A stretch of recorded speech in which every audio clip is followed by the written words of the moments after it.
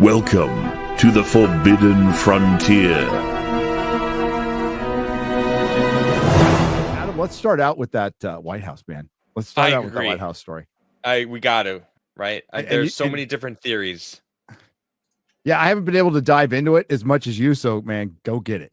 Just last week, this director, Kratsios, or whatever, he said, he was speaking, and this is essentially what he said. And there's a line in here that a lot of people ears perked up, and it just kind of was like, what did you just say?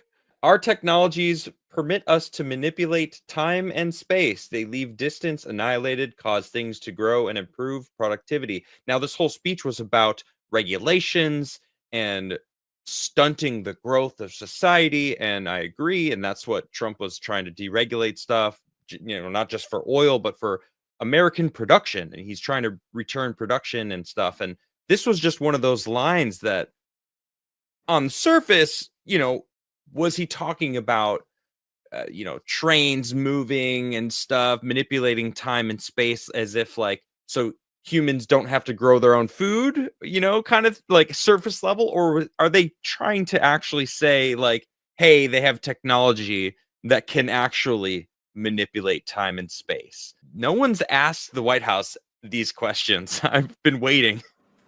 How do you misinterpret that? That's not something like, right. I'm going to give a bad example, but when you get into a fucking plane, time moves differently for you than when you're on the ground. So we're not talking about some weird thing like that.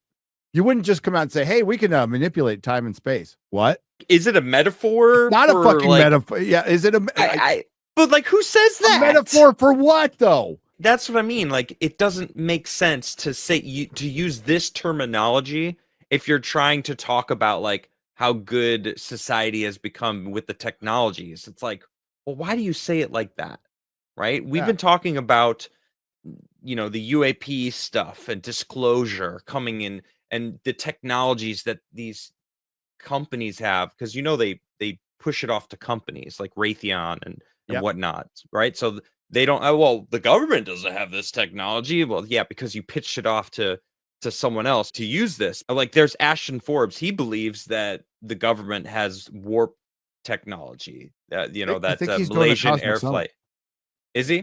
Yeah, well, you know, he's all about the Malaysian flight and how those three orbs circled and warped this plane away. And it's like, he was all over this. He was like, I think they're finally kind of coming out and admitting that, they're capable of actually manipulating time and space. I mean, and you think about that, that's gravitational manipulation.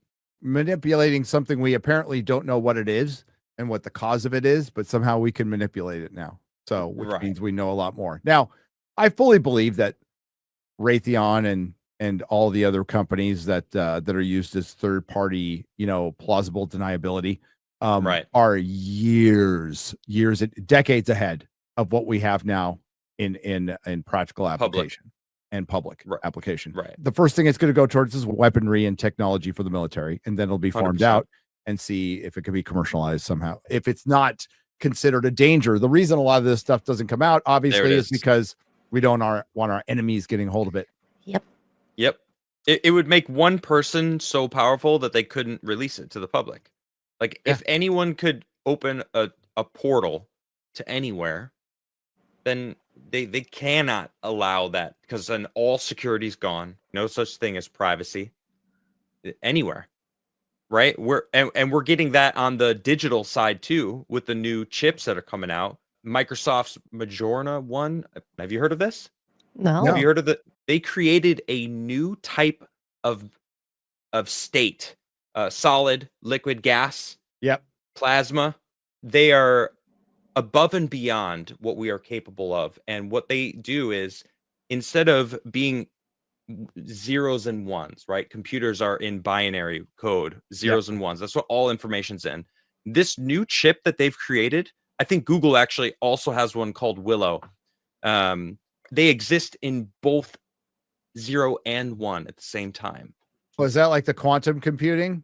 Yes. According to what they're saying, this new chip is more powerful than every single chip of what we use combined on the entire planet. What? Yes. So Willow solved this unsolvable problem that they put out there as just as kind of like a thought process, and it solved it in 5 minutes. It was supposed to take like 700 quadrillion years or some insane amount, and Willow was like, oh yeah, because it used superposition and was able to figure it out immediately because it tests every single thing at once. That's the way it works, because they exist in both 0 and 1. And that's the digital side of it. So now we're seeing the physical side of it with the White House is admitting. So we're making leaps and bounds into the future. I feel it feels like right now. I'm not saying that I believe the Malaysian flight with Ashton Forbes. I just know that he's That's what he's gung-ho. talking about. Yeah. I'd say that's what he's known for. Mhm. I've seen the debunk videos. They've been debunked in multiple different ways. The exact copy of the stock like explosion that a lot of graphic artists use or visual effects artists use, they overlaid it and it's like exactly the same. Anyway, I'm getting sidetracked here. No. I'm struggling to think what metaphor he would be talking about in that. Right. There's no other thing except that of what he said. And considering that's a document that was poured over, and it's just like, oh, just keep that line in there. It doesn't mean anything. No, it's there. It's put there specifically. Yeah. Your guess is good as mine as to why, but that information is gone over again and again